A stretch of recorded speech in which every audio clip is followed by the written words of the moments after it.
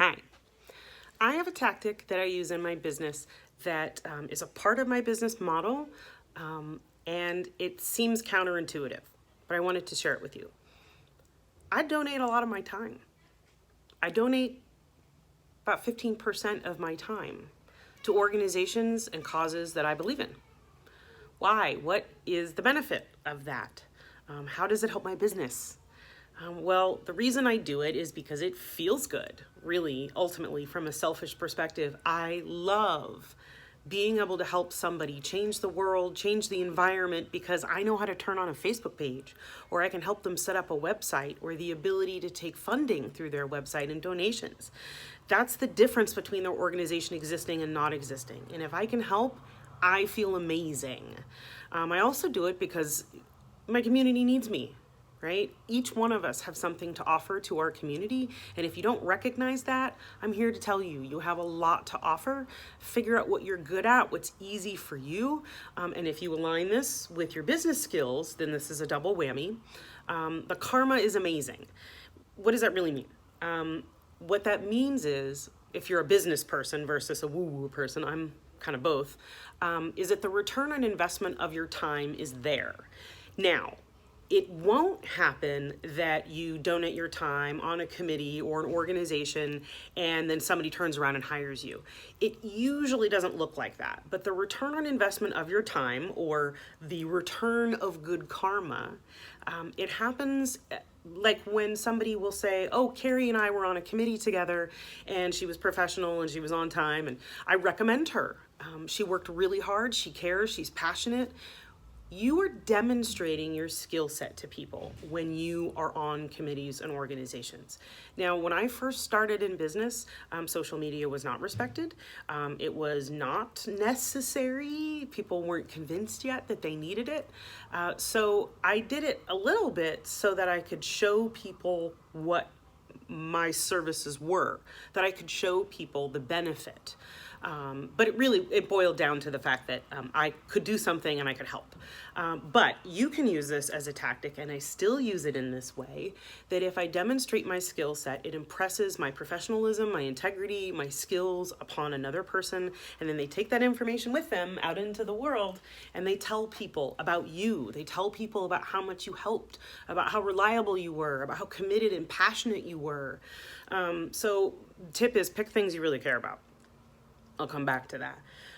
But just like when you go to Costco and you get a sample of some really great snack and then you potentially go buy it, give people samples of your work.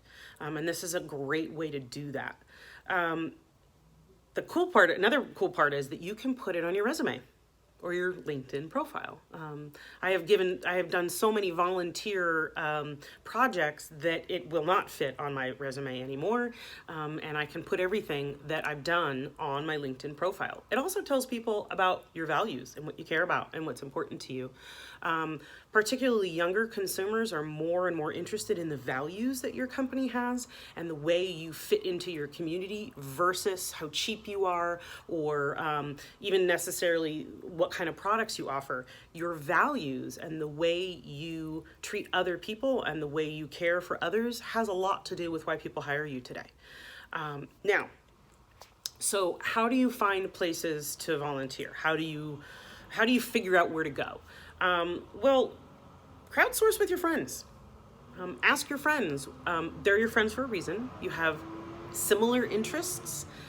What do they do? Where do they volunteer their time? What do they care about? What should you know about? You'll learn a lot from that.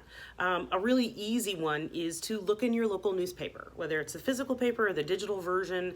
Calendars. There's community calendars, and those are really important because nonprofits and organizations that don't have budgets, they put their information in those calendars so that they can share with the world.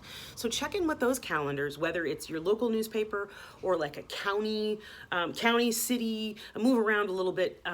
Google or search nonprofits and service clubs. in your local community. That's another way to do it.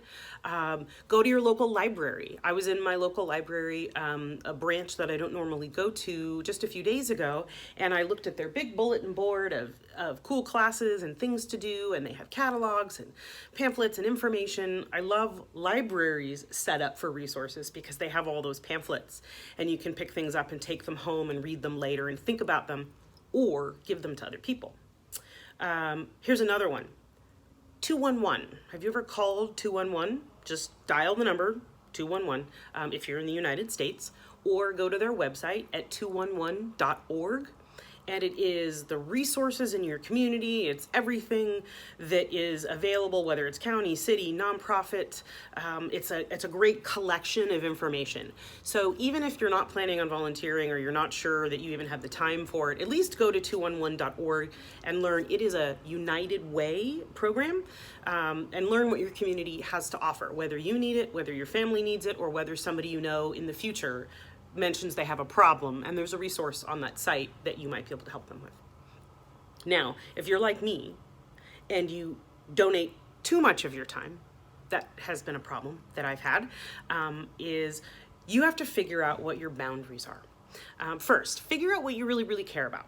So maybe you're really into homelessness, or maybe you're into substance abuse issues, or maybe you're into education or health. That 211 website is going to be helpful for you actually, because it breaks things down by category. And wherever you naturally gravitate to, that might be something that you're really passionate about. And now there was one committee that I sat on that I wasn't really passionate about, and I told them, you know what, I'd love to participate, but I have a really limited amount of time. I can work with you for 3 months or until we achieve this objective, and then I have to go. That's a great tactic. So first, look at it from a focus or a passion standpoint. Is this the type of thing you love? Or you're like, meh, I'm okay about it. Go for stuff you love. Go for stuff that you're willing to put time into, right? You're donating your time. It should be worth something to your heart, to your business, if that's if that's your thing. But it should be something you care about. There's too many things out there that need to be done. There's too much, and you'll wear yourself out if you spread yourself too thin. So focus on things that you love, that are important to you, that drive you, you're passionate about. Then figure out how much bandwidth you have. Can you be on a committee right now? Can you be on more committees? Can you do more? I made a rule for myself that I'm not very good at following, is I'm only supposed to be on one committee at a time. But if you've ever been on a committee, you know what happens is that you get on one committee, and then you get on a subcommittee, and then you get on a subcommittee. So here's the backup for that. Is if somebody asks you to participate in something that you don't have the time for, you can say, I only donate my time to organizations that are in this bucket, getting people homes or helping people through substance abuse, right? Figure out what your focus is. And then you can tell people if they're pressuring you or ask you if you want to participate, oh, I only stick in this area, or, oh, I'm only on one committee at a time, or, my time is tapped out. I'd love to participate, but, right, I'm only able to do so much. So that tells people that you have boundaries. Set boundaries. It's good for your health. It's good for your business. So set boundaries on your time, your amount of commitments that you can really put through. And when you communicate to people what your boundaries are, it gives them permission to have boundaries, and it's healthy for everybody. And hold your boundaries. No is a sentence, and you have to practice it. Are you available to go? No. Are you willing to be on this committee? No. We really need you on this committee. No. You have to practice, and you don't have to give an explanation to somebody if you don't want to, but this is really important for your own health, for your own bandwidth protection. There's only so much you can do. So figure out what your limit is and figure out a way to say it. The last thing that I do if I'm not able to do something, but I'm interested and I care, the last way out I have of that is, you know what, I don't have the time to be on your committee, and I really thank you for asking me or participating in this cause. What I can do is I'd love to be on your mailing list, and I'd love to learn more about what you're doing so that I can share that information with somebody that needs it. Use your social or your network to help them in a way that's very low commitment. So you're not saying an outright no, you're saying not right now, I can't do it at the moment, but I can help, and here's how I can help. That's boundaries. So I've been in business for 13 years by myself, doing the business development, the sales, and the delivery. I love my job. I love my community. And I'm really happy to be able to share with people what I do. But there's something really magical than where what I do combines with what I love. There's just something so important about participating in your community. And if you can do that, if you can donate your time and turn it into work, you can absolutely do it. I know because it works for me every single day.